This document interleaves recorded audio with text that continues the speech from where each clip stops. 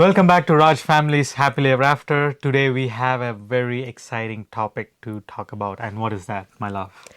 Interracial marriage or relationships. Yes. We're going to see a little bit of how it has been with us, what were our expectations, what we thought it would be, and was it the same or was it different?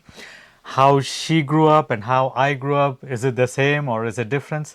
We will look at it today. Are we really an interracial marriage? We are interracial couples for sure, externally. I would say. Externally. That's a good way to put it. Yes. So, the first question is, how was your childhood? How was it when you were growing up? What were some cultural things that you had, whether it is in your family or whether it is in your country, wherever you grew up? How was it?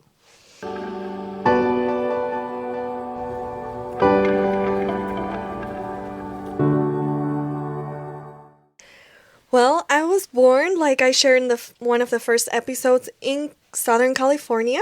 So I was born in the United States, and I actually had Hispanic. It's so hard to put it into technical words, but a Spanish-speaking home. My grandparents from my dad's side were from Argentina, so there was a lot of influences from Argentina and Spanish. So I grew up speaking Spanish, and when I was 5, we moved to Argentina. So it was like going back to my roots. Everyone there spoke the same language I spoke at home, so it really felt comfortable. And big things from the culture I grew up was social connections. Just social life was huge, gathering with friends and talking. People in Argentina would sit on the porches and like beside the street and just talk with friends, bring chairs, drink mate, just have their little snacks and just talk, connect, and just share. And so a big thing as well is in the culture, they love asking. They love getting to know people. So you will be drilled with questions most of the time by anybody just because they like to know. There's a lot of curiosity and interest in each other's lives. It can be perceived as nosy, and sometimes you want a little more privacy, but at the same time, it is beautiful to know that people truly want to take the time to get to know about your life, about everything.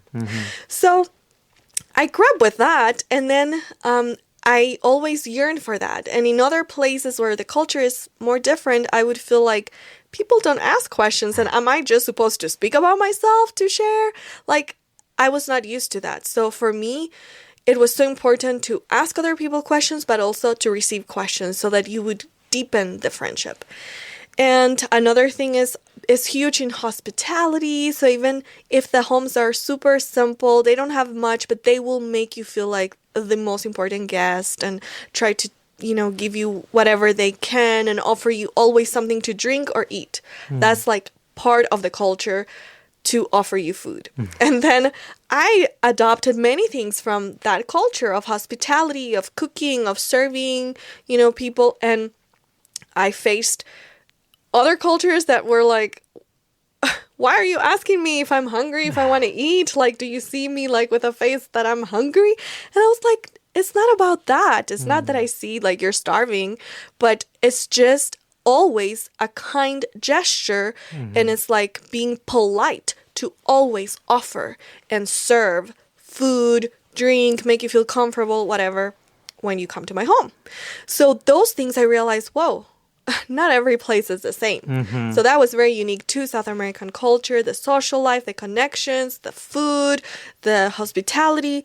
And the other thing I would say is the expression of affection, which is not only in the home, but in social relationships in general, even with strangers, unless it's really like a president or someone like that is very up there in a position, you will greet with a hand.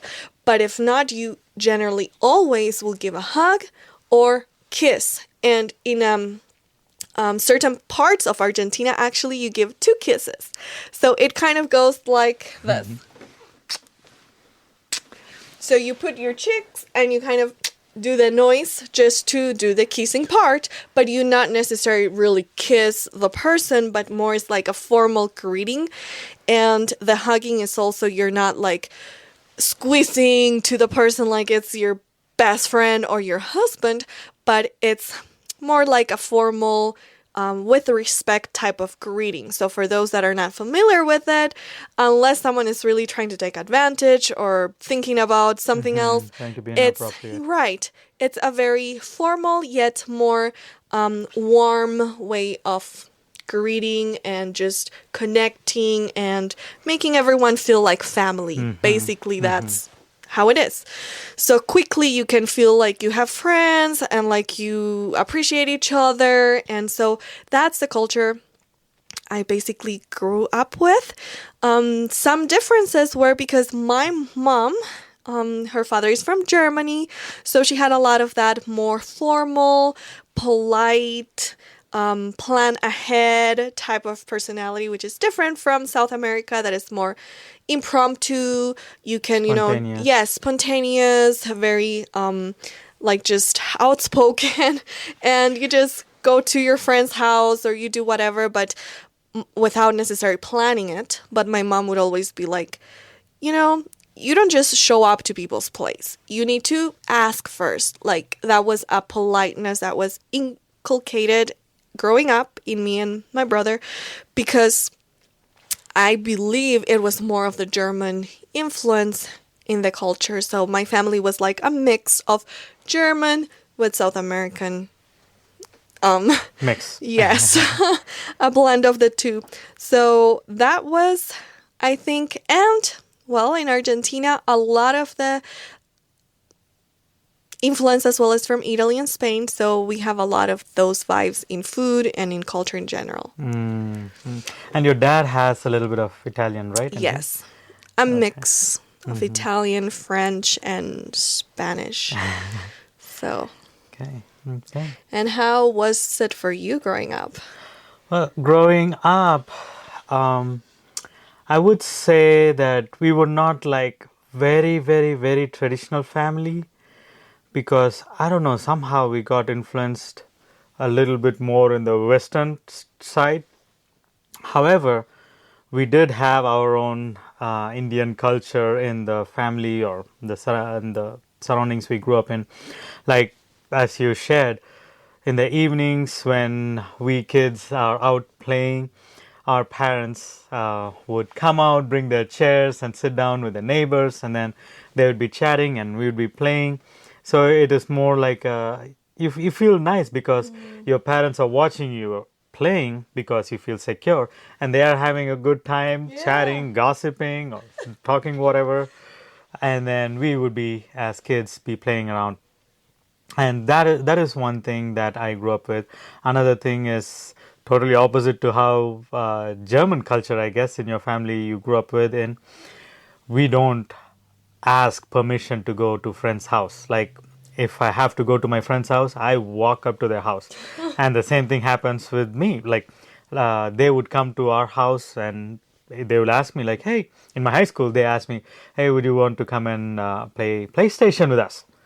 So we never had that type of formality where you have to plan and go, unless it is a new friend that you're trying to really be friends with and you don't know where the house is, you ask permission and all of that.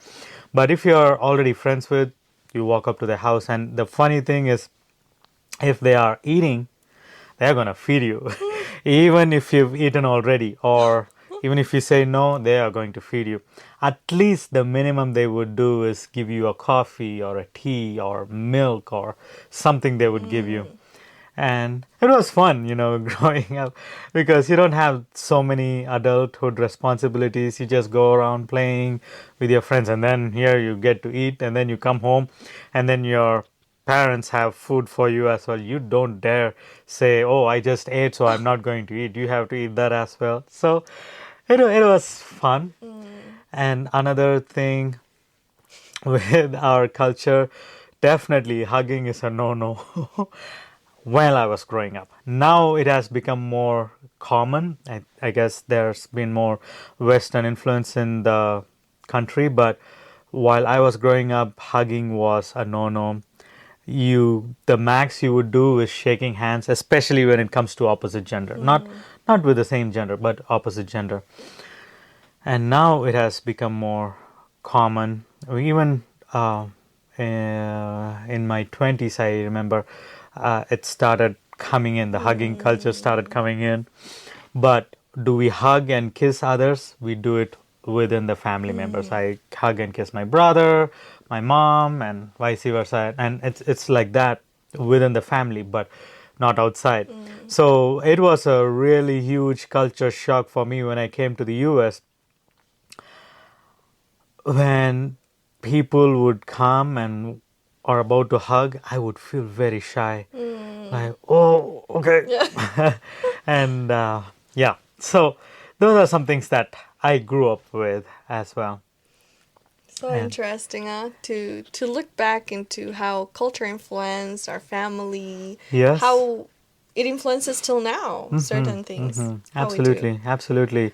Like I I remember I cannot not say this. When I was in the school in the US, there was this girl that came to hug me, and I stretched out my arm, just like, yeah, why not? Because I didn't realize that she was coming to hug me. She got offended. She got offended, and yeah. So from that time onwards, I didn't want to be offensive, but I was shy as well. Right. But then learning about the culture, and as you were sharing all those details, it didn't seem inappropriate as how I imagined, It was not as bad as how I imagined, basically. It was like a nice formal gesture, and you are done with it. And you don't really read into it, you don't think Right. anything inappropriate about it, you're fine with But it. it's important to understand, right? If you Exactly. come and you're not aware, it's like, what in the world? Are they trying to get closer to me? And Exactly. yeah, it can Exactly. be confusing when Exactly. you don't know the roots of each culture. So before we got married, there's the next question. What were some differences that you thought you might see in me? Or some misconceptions. Misconceptions. Yeah. Um, I well, number one, I never actually imagined married an Indian, that I would marry an Indian guy. I think the first reason is I was not very familiar with the culture. I didn't know much about traditions, ways of life. So that was, I think, a big major thing. I was not really familiar with the culture. Number two, each country has its own worldview from the outside. Maybe it's not the real truth, but each country has, you think, oh, United States is Hollywood, or the Middle East, it's a lot of abuse and this and that goes on. And so you have different perceptions of different places because that's what generally is in the news or the movies, but not necessarily the truth. So one misconception I had, and I kind of label it, that's everyone there like that, is that guys tended to be more controlling, and that in Indian culture, and so ladies were like more subject to their dictatorialship. And later on I've come to find out there's both ways sometimes. It depending the marriage and everything. So I was like, I'm really envisioning to have a husband I can respect, look up to, and I can truly be a wife according to God's principles. But I'm not expecting to be abused, misused, and just treated like nobody. And so I was like, that's not for me, And culture is so strong that it can even impact Christians. And so I was like, I think that's not going to go with my values, what I envision of life. So that was one area. And the other one was like, I feel they're too cold. They're not expressive, affectionate. They're very like right and righteous. And so in that, they're not, warm and funny and connected. obviously I had not seen all the movies and all the drama in India that is so romantic, but that not necessarily all the movies, not necessarily is the reality. Yes, absolutely not. But I was like, no, I'm not interested in a guy that is cold and just not expressive. And I was truly wrong. You proved that that was a misconception, because I believe, yes, in every country there are uniqueness and differences. Not everyone is the same. Some people are more reserved, some are more expressive, but there's variety. And so those were the two biggest ones that I was like, that's not for me. So to marry an Indian was not an option in my mind until I met you. And well, I came to find out a lot of things that were wrong, and to just learn about the culture and to see more similarities with my culture than what I ever imagined. So, Yeah. how about for you? For me, of course, I wanted to marry a German, and I've shared it already in my previous episodes. I wanted to marry a German, but every time I shared it with people, people would be like, why Germans? They are mean people. They are this and that. It did make me wonder, is it like that bad? Germans are really that bad? But I don't know why, but I've been wanting to marry a German since my childhood. But then coming to the US and learning about different cultures and seeing Hispanic cultures, I saw the hugging part and the kissing part. I was really not comfortable with envisioning my wife doing that with other guys because of the culture I grew up with. So I didn't know much about how it was going to go, and I was really not comfortable even the thought of having my wife kiss another guy. So, of course, after seeing several people, I really understood, okay, it is not anything sexual. It is not about Inappropriate. inappropriateness. It is about the culture. And if they are hugging, and that is that. That's it. There is nothing more. There is no hints. If they are kissing, that is that. And there is nothing more than that. So that is one of the misconceptions that I had. And I'm glad I was able to see it even before. So I didn't really put myself into a box where, no, I don't want my wife to hug anyone else, because it is part of the culture.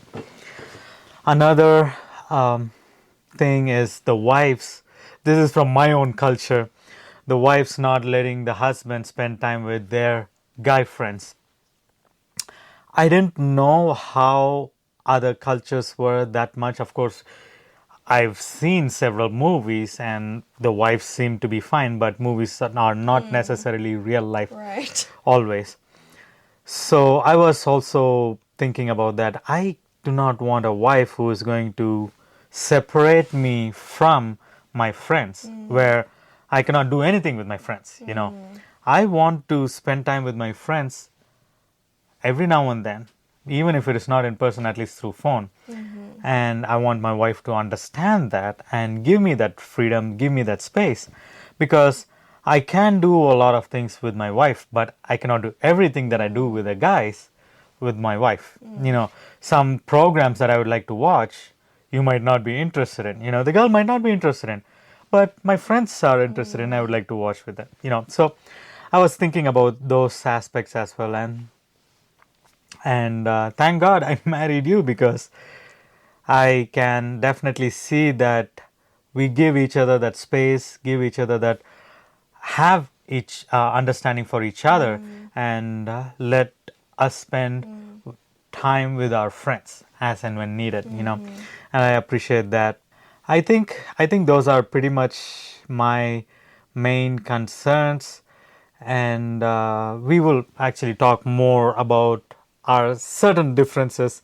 We will talk in other episodes, but for now, what do you think about our marriage, even with our differences and our similarities? What are your thoughts about it? I love it. I love the marriage. I love the uniqueness that comes with differences because I always was passionate about cultures, learning about them, not really languages. And I think that's a weakness because that's a big difference we have.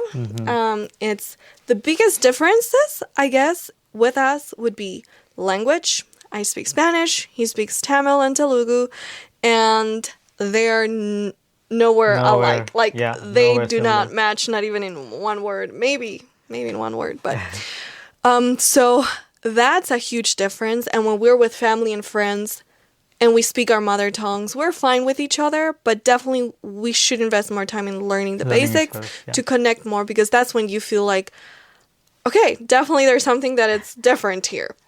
Besides that, and the food, which we will also talk more in another episode, there's a lot I feel that we connect with. Not only of how we were raised, our family cultures that started with simple things like doing devotionals together, praying together, just enjoying company of family and having the mother in the home, even through difficult times sometimes.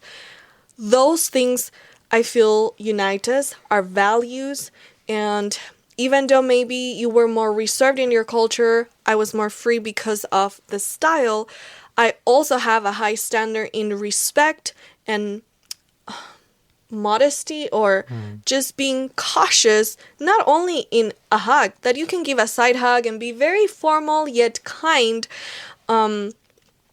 but in our way of how we act, how we look, how we behave, all of those things can lead. Maybe I don't even touch a guy, but I'm texting the whole time, or I'm, so having certain values that we can connect with, even though we have differences, I feel we have a lot more in common to the core. And like I said yesterday, it's like, I don't feel we're an interracial. I feel we are from the same roots. And yes, we have a couple things that are very different. And then a lot of other things that we might be different, but with anybody, it will be It'll like be that. different, yes. So I feel like you are from my roots. Well, I'm glad. Because, yes, as much as we enjoy our differences, I do appreciate our similarities because it makes the connection more smooth and stronger because we have the same mindset in terms of the culture, in terms of what we want for our lives, what we want for our own family, That's right. and all of that. And I can definitely say that I see there is so many more similarities than differences. And as you said, yes, we might be different in our skin color, but in terms of the culture, the way we process things, to an extent, we are very similar in that. Yes. And I really thank God for that because it helps us to be together even more strongly. Yes. No, and I love his skin color. And I'm so happy if God gives us kids, they will have the perfect skin color that I always wanted. So Absolutely. God gives us in each other things that are a blessing and that complement and that help us to grow and to just, enjoy life more fully. So, Yeah. And we will be talking more about this interracial marriage thing that we are doing. We will talk more in future episodes, but we would like to know what are some things that you have faced, differences or similarities in your marriage, whether it is interracial or maybe not even interracial, but It's still true. you'd have had your differences and similarities. We would like to know really what is going on in your families as well. And stay tuned. We have a lot more to put out so that you can watch and you can be part of our family as well. Thank you for watching and joining the Happily Ever After podcast. And we hope to see you next time.